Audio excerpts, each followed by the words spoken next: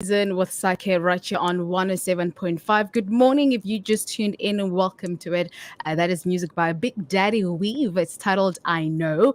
I hear that when I played you a song done by Tasha Layton. It's How Far and Promised Land by Younger and Amanda Black, and also the Soweto Gospel Choir, reminding us to go to there is a promised land Yes. that we are living towards. It's 10:17 and in season with Sake on your beautiful, beautiful Wednesday, and you know how we roll every Wednesday. She's Yay. back. She's beautiful. She is just radiant.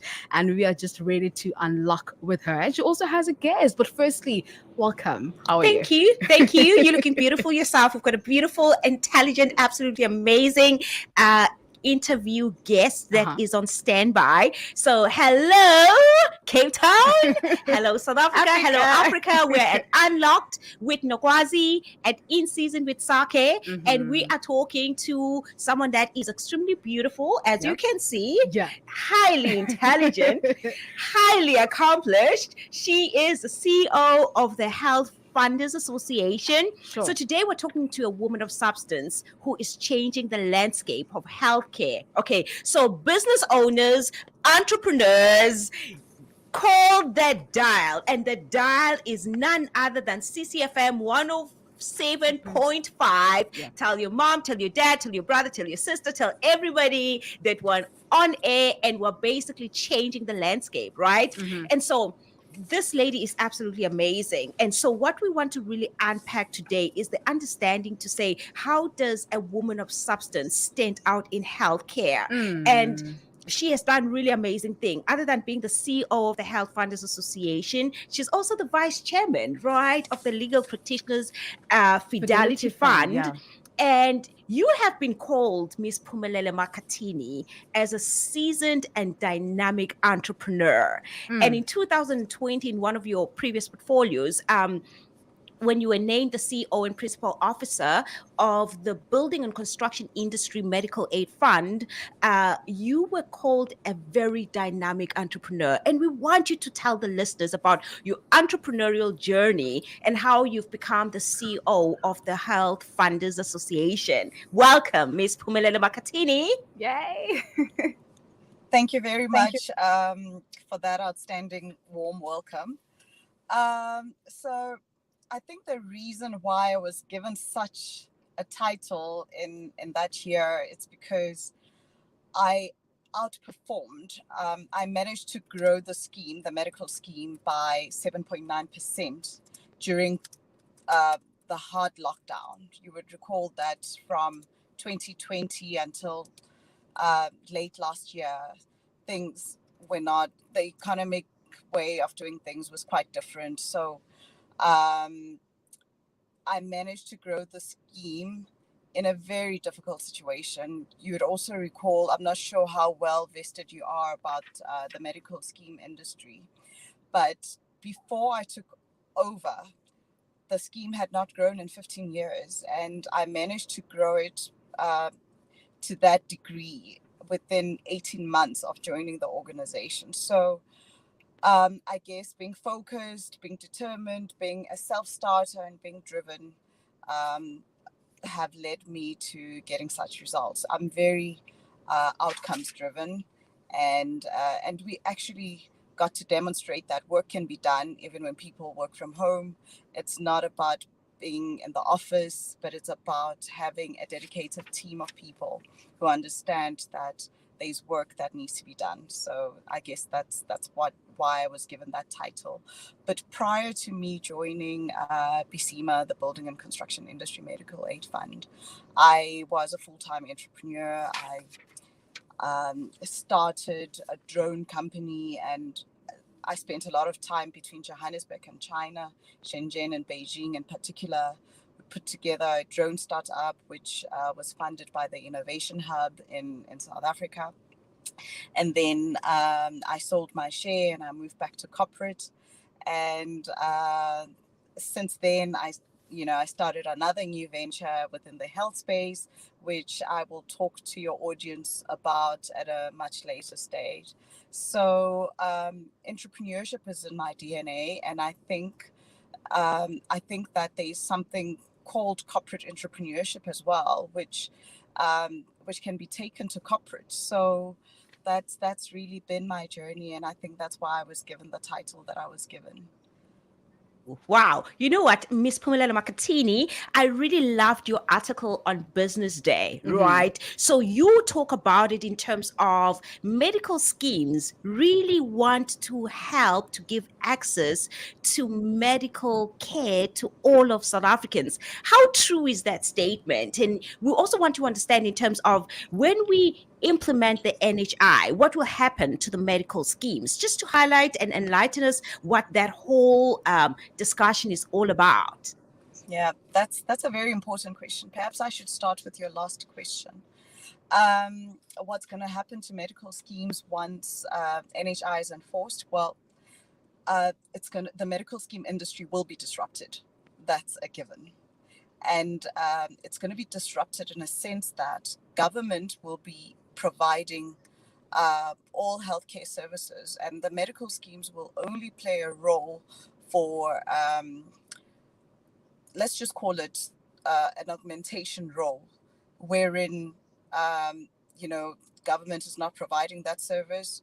Then we would be the service providers to do that, because they're not going to be able to cover all of the healthcare needs that are required, but it's just a small portion that will be given to medical schemes. So you can imagine what that would do to the income of the medical schemes. So it will be a huge disruptor. So they will play a very small role, and so that's really not ideal. What we deem as ideal for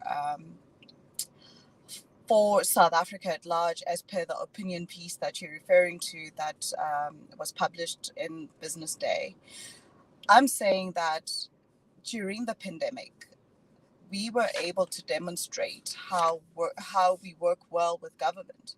So private-public partnerships do work. We really worked well. We want to help government to roll out NHI, because universal healthcare is a must. It's a human right. And in order to do that successfully, we want to work with government. And we're saying that a single funded model is not ideal. It hasn't been successful world over. Even in developed nations, a single fund system has not worked. So we are negotiating with government. We are asking them to consider a multi-funded model, which will work better for South Africa. So I think in a nutshell, that's how I would answer your questions pertaining to NHI. Yeah. Your credentials, Miss Phumelele Makatini, really astounding. That's what I would say. 4 degrees and counting, right? An MBA in entrepreneurship, honors degree in politics, a BA in communication, and most recently also graduated at Oxford. So you are an Oxonian. So tell us about the importance of how education has propelled your success in business, specifically in corporate entrepreneurship.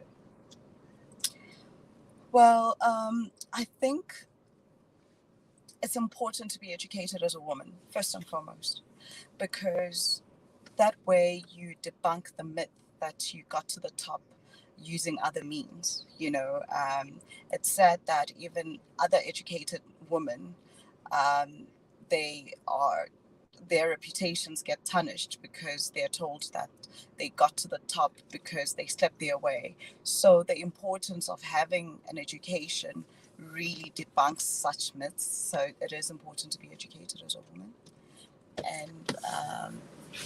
And then another thing that is highly important is what education has done for me is it has given me confidence to speak with authority on any subject matter, and I'm not questioned. My credibility and my credentials are not questioned ever. So it really helps in that regard. But we also work in in a global economy, and we are in high paced environments where being a think tank is um, is a requirement. You need to be a critical thinker. You need to be solutions oriented all the time, to be an effective leader. So education really comes to play in that regard, particularly when you're able to convert the theory into practice. And that's how it has helped me move forward. Yeah. Sure, that is incredible. Ms. Maratini, if I may, you mentioned just now, the importance of education and how it catapulted you to where you are, with also the esteemed accolades that you managed to attain. And I want to quickly circle back to something that you mentioned, as an entrepreneur, you spoke about you are results driven, and I believe that is extremely important in this fraternity. Now, I'm thinking about, an entrepreneur who has just entered the markets, and who possess the same trait as you are, they're results driven. Now, how would you motivate that particular entrepreneur to stay on track that is whenever there are distractions in the marketplace or from their own personal lives? Because I mean, we are real people, we go through a lot. So, what would you say to that particular entrepreneur that will help to make sure they keep track and they stay on track? Okay, that's an interesting question. I think self-belief is critical. You need to believe in yourself, because sometimes your vision is a pie in the sky. I remember when I entered the drone space, very few people knew much about unmanned aerial vehicles, which is another name for drones. And in Africa, we are not the first adopters of drone technology. So I was met with a lot of criticism. There's a lot of naysayers, etc., etc. So self-belief is important. You need to outline your vision, and must be clear, and you must stay committed to your vision, and be focused. I draw strength from my Christian values as well. I liked this show. I think the preamble of the show was that we are talking to a woman of substance, and that comes from my spiritual beliefs. But more than that, I think business is tough, whether you are a corporate entrepreneur or a fully fledged entrepreneur in the commercial world on your own. It's very, very tough. There's lots of curveballs, and lots of the stuff that you encounter out there are stuff. It's stuff that is not in the textbooks. So it's what they don't teach you in any business school, and you have to find your way to navigate. So when the tides are high and very aggressive, you just have to remain focused and true to yourself. And that's what I can say as has been part of my motivation. Sticking to and always start with an end in mind, okay? Because there's lots of destruction out there. So once you start with an end in mind, it doesn't matter what the curveballs are, you're able to navigate and to win in the end. And you must always have a winning mindset. I always say that perseverance is the winning code, and that's what has propelled me to where I am today. I don't quit. Yeah. Sure. Wow. Miss Phumelele, before we let you go, Miss Phumelele Makatini, tell us in terms of how do you strike a balance between being a woman of faith and being a successful woman in business? Are these two mutually exclusive? No, they're not.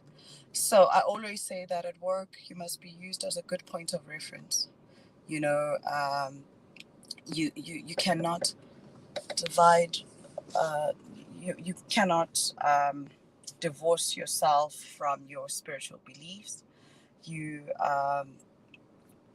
So who you are will have to be, it's so important that your Christian values are shown not in what you say, but in what you do. Actions speak much louder than words. The way you carry yourself, do you carry yourself with integrity? What values do you lean upon? Are you a corrupt individual? Are you a fair leader? All of these things are unspoken things. They are characteristic traits. So how you carry yourself spiritually is, I always say to people that if you really want to test character, you test it where nobody is watching. How you treat your domestic worker behind closed doors, that's true character. And how you treat your receptionist, your PA, the people who are below you, how do you treat them? Do you treat them with grace and kindness the same way you would treat your boss? So yeah, so you can't divorce the two. Both are aligned. Okay, In my perfect. yeah. Miss Phumelele Makatini, firstly, thank you for your time. I know that you're in between appointments. You needed I to find a am. space to squeeze us in. Yeah. We honor you. We celebrate you. Continue doing the extraordinary work that you're doing in healthcare. Continue being an advocate and being showcased in platforms that really matter. Well done on your piece on Business Day. Well done on being a young, dynamic CEO at your age, and also supporting it with Yeah. the right education and credentials, because education is key. I believe in empowerment. I believe in knowledge. I believe in skills. I believe in understanding. And you and I go way back. I mean, we've been doing this right throughout high school. You were extraordinary then as just such a diligent student. And to see you standing in a platform and just being an amazing CEO of really blue chip corporate sector South Africa, it talks volumes about you Sure. and your dedication for Sure. business and entrepreneurship. So well done. We're going to leave you and continue with our listeners to dial in so they could ask us some questions in terms of just exactly what you talked about. How do we navigate the spaces that are basically earmarked for certain individuals? How do we start playing in those spaces? How do you shut down the noise, and the noise even that's playing in your own head, to be able to spearhead purpose and faith driven purpose and direction, and making sure that against all odds you just persevere? Well done. I don't know if you've got any last words before we let you go to our beautiful, amazing listeners and business owners. What I'd like to say is that South Africa is a beautiful country. We must all work together to make it great. I know there's a lot of negative media publicity. The crime rate is high. We've got a high unemployment rate. South Africa is the most unequal society in the world. How do we redress that inequality? Um, you know, um, so I would like to see a South Africa that works together in harmony to improve what needs to be done. Government will not do it for us. We have to do it for ourselves. And we need to help government. Who is government? Government is people like you and I. So let's work together to make this a better country. Thank you so much for having me on your show. I truly, truly appreciate it. And sorry, I'm a bit distracted because I'm in between meetings. I'm in the car, and I'm really, really sorry if I sounded like I was distracted. So yeah, but I hope to come back again to motivate your listeners, etc. So thank you very much for having me on your show, Nokwazi. It was a great That. And pleasure that being was Miss here. Phumelele Thanks. Makatini. Listeners, dial in. We want to talk about business and entrepreneurship. We want to talk about navigating spaces that were very, very difficult to get into as women, right? And want to talk about how do you shut down the noise that's playing in your own head? How do you stay Sure. focused and persevere? You know what I mean? It's so important for us to start getting to a place where we are aware that there are dynamics at place that are trying to short circuit what Yeah. God has placed inside of you. And giving up is not an option. But what does it mean? How do you not give up? And that's what we want to unpack a little bit further. So please, yes, send us those beautiful messages on 061-798-1075. We are still, touching on women of substance, changing the landscape, whether in healthcare, logistics, all around, as we let go of Miss Makatini. So please let us know on our WhatsApp line on 061-798-1075.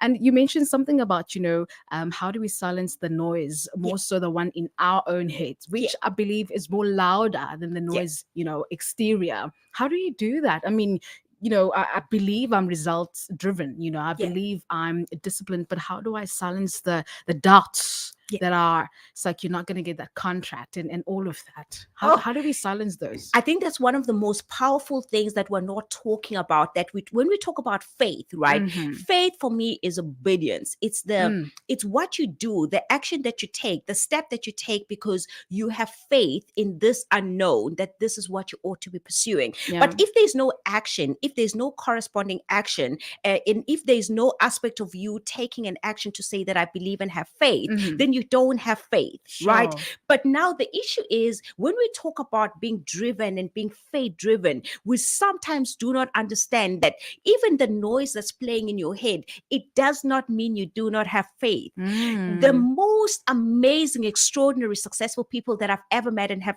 had the privilege of doing life with is they've learned how to silence the noise in your own head, right? And how do you silence the noise in your own head? You have to have a conviction. We've spoken about it, listeners and business entrepreneurs, that you need to have fundamental truths. You need to know what is true. What is true in this noise that you're hearing? You hear the report, you see the report, but what is the foundational truth? The foundational truth has to be derived in the word of God, right? And so once you have been able to identify that you're pursuing, that is written, it is written is far better than any any circumstance that you're coming across in the marketplace. When it says that this is what you ought to be, that you are this, that he says that you are, that's what is a conviction. It's the foundational truth. And when I hear the noise, I need to speak against the noise. I need to speak the conviction. I need to speak what I know to be true. I need to speak and call into life the things that are not as if they were. And this is the power of words. This is the power of having knowledge and skills and understanding and this depth, because you are unwavering in all the things that you're saying before you. And this is why it's important to go out and educate yourself. And I love what Ms. Phumelele Makatini was talking about, the importance of leveraging on skills, leveraging on understanding, leveraging on information, because information is power. But what information does is it's able to dissect, to say, that can't be my reality because it is written. That I refuse it because it is written. That I refuse to make my reality because it is written. It is written is far better than anything that you're ever going to come across that tells you otherwise. Because when you go out into the marketplace will ask you, who sent you? Really? So you think you ought to be in business? Who sent you? You gotta know who sent you, because who sent you? This is why a foundation is important. It allows you to know like you know you're called to be in business, to know like you know that you have what it takes, to know like you know that even when I don't understand that, if it is written in the word that this is who I am, that's what I'll call forth into manifestation. And so one of the things that I think we're lacking, especially as believers, is that sometimes we've confused the understanding and the pursuit of our faith, and then we always find a way to short circuit the process, where we think we don't need knowledge, we don't need skills, we don't need to read books, we don't need to be equipped. You are only as good as what you are exposed to. True. Because that exposure, it's able to tell you that it is possible. You can build a multi-billion rand media company. You can go and build a multi-billion pan-African organization. You can go and become that your current circumstance says you cannot, you know. And this is why even when you are in the word of God, it is so important that you start to identify in it that pertains to the matter that you're dealing with, and that becomes your conviction. But entrepreneurs, read books. Get knowledge and skills and understanding. Pursue the understanding of the things that we do not know, because when we are failing at it, it is an indicator that you lack knowledge, you lack skills, you lack understanding. So you silence the noise by speaking against that circumstance and saying, this is what it ought to be because it is written. Yeah, sure. I love that. And also tapping onto those practical steps, of reading books and equipping ourselves with knowledge. How important is it to have a mentor in the marketplace? I'm a hairdresser. I'm starting up, at my garage. However, I'm looking up to someone who's already, there, the international brand. How important is it to have a mentor to guide you in this process?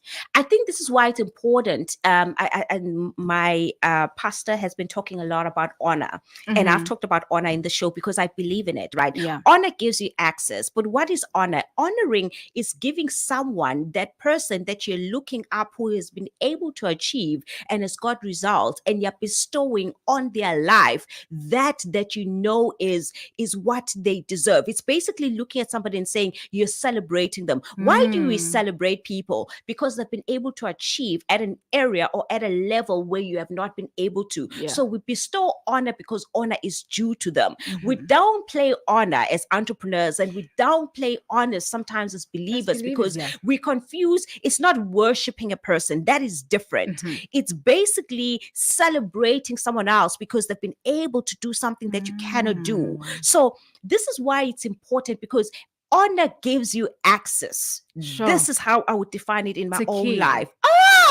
Honor is so Sure. powerful, guys. And how do you get someone to mentor and coach you? You have to be able to, first of all, discern that grace that is operating in their lives, Yeah. that grace that is operating in their business abilities, that grace that is operating in their ability to speak, that grace that is operating in their lives, that they're able to get the kind of contracts that you yourself have never even dreamt humanly Sure. possible, the grace for them to be able to have strategic relationships. All those are graces at work. It's favor, it's access, it's the ability to be able to have influence on all these amazing things. When you're able to discern it, you must take the action of going to celebrate it. You are sowing into what you have because you want to partake in that grace that is Sure. operating in and through their lives. So Yeah. mentoring and coaching is when you're able to decide to look at a person that's ahead of you and celebrate them,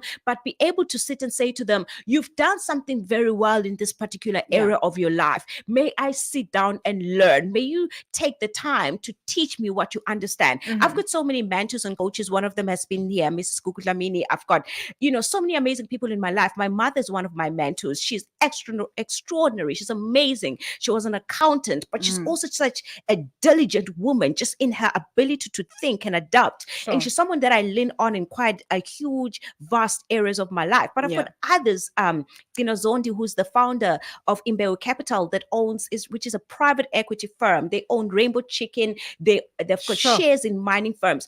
I know that those guys are ahead of me. So when I go and I sit with them and I say, you know what, I'd love to sit down and have lunch with you. When I go there with my notebook. They sit, they enjoy themselves. They enjoy the time with me. But the information that they give me, it's the wealth of knowledge that I always say to them, in a couple of years, you can send me an invoice, right? And they laugh about it because they're imparting. I'm learning, I'm growing, I'm asking questions, I'm extracting. So that's someone that's mentoring and coaching me. And why do they give me the time? Why would someone give you their time? It's because you are honoring them. You celebrate and you respect that you're going to receive, because receiving, you can only receive from a posture of meekness and humility. And people confuse what meekness and humility is. It's that balance of the mentality that says that I am going to be teachable. I'm going to be able to just suck in and not come in with I know it all mentality. Yeah. That's what meekness is. That's what humility is. It's being teachable as a vessel. And so people will always give you their time and they'll tell you stuff that they wouldn't tell anybody else when you honor them. Honor is the kind of currency that gives you access, and it gives you access into spaces and into people, because those people are the people that we talk about destiny helpers, right? Destiny helpers, everyone is praying, give me destiny helper, destiny helper. God has given us destiny helpers. And for a lot of us, we have dishonored them. This is why it's important that you're able to discern when someone is operating with the grace that is above you. There's a four categories of what I call destiny helpers, right? There are people that are men of influence. Okay. They are sitting in a position where they are able to influence change in the marketplace. When they say that SMME, I'm vouching for them because of their influence, that institution is going to take you seriously, right? It's important for you to identify who are the people that are men of influence within the spheres and the areas where you're operating as a business owner. And then we've got people that are burden bearers. Okay. Burden bearers are people who take for granted. My mom is a burden bearer. She's someone that likes me with or without the talent, with or without the success, with or without anything that is tangible. I am her daughter. She loves me regardless. And she's invested her life to make sure that I and all my siblings are successful. So that for me is a burden bearer. So when I'm up or I'm down, I'm in the middle, I don't know. You've got to identify people in your life that they are there even without that is tangibly a success in your life. Those are burden bearers, and there are certain other people that I call in my space, like they are what I call gifted people. I've got a woman that works in my business who, it doesn't matter whether the chips are falling, I always say to her, you are not leaving, because she's a gifted person, but she's the kind of talent that I know is a rare talent. Gifted people are the people that will come in and be able to do the kind of technical skill and technical knowledge and technical understanding beyond what is attainable in a physical realm. That there's an anointing working in and through that person. The way that they lead, the way that they tackle problems, the way that they address challenges, the way that they stand there as a pillar, regardless of whether things are going up and down. A gifted person is someone that you must honor, because what you do is you are able to gain access, partly because that person becomes an important aspect of your growth strategy in your business, right? And so it's so important for us as entrepreneurs to get out of the mindset of always taking, honoring. Get yourself a little gift that doesn't cost more than 100 rands. Go and buy an amazing book. Go and give it to someone that you celebrate, someone that you are sowing and seeding the knowledge and the skills and the understanding that they have, and say, hey, I'd love to honor you. And when you have time, please, can we sit down and have some coffee? Don't go around someone that you don't know and say, please come and mentor me, come and coach me. Why would they even give you that time? Because they don't even know you. Whereas when you're able to discern and celebrate it in a way that allows you to start building the relationship, when you sit with them, you don't think it's a coaching session, but they're just like offloading wealth and abundance of knowledge and information and understanding. You know what I mean? Women, we need to start working together. We need to start moving away from this competitive approach to life and start celebrating and seeing in each other that there's a grace operating in her that is just different, that is unique. Go and celebrate it and sow and seed into it, and you'll be amazed what happens in your own life. I am very strategic in terms of how I discern people, and more importantly, how I'm able to understand what is the grace operating in your life, and being able to sit and say, I need that grace of influence, and therefore I'm going to sow seed. Either sometimes I'm just buying someone chocolates and saying, hey, how are you doing? When you have time, let's sit down and have some coffee. Sure.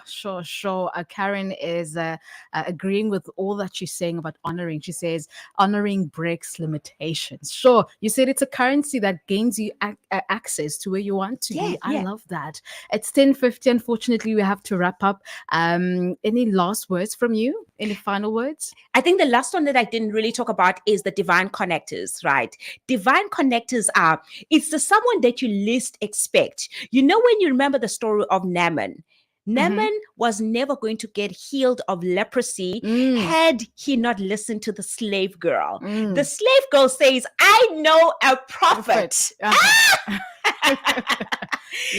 Now, this is why it's important. And I loved what Miss Phumelele Makatini was saying, that really your true character is how you treat the people that are not on the platform. Your PA, your domestic worker, your people that are not on the front runners of your life. They are behind the scene. So the way that Naaman dealt with that situation and was able to then discern, to sit and say, so a prophet, right? If he had not listened to that slave girl, he was never going to to get healed.